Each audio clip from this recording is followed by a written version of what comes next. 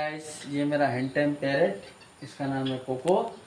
अभी ये फीड कर रहा है, मेरे हाथ से खाना खा रहा है। ये कोको है इसका नाम।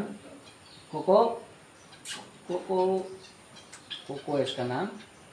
और ये हैंड सेट है, पूरा हाथ में आता है, हाथ में ही खाना खाता है। इसका नाम है कोको। तो गाइस ये मेरा है cocoa.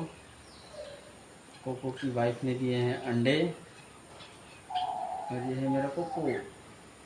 Coco Coco Coco Coco Coco. Coco चलो हो गया बस।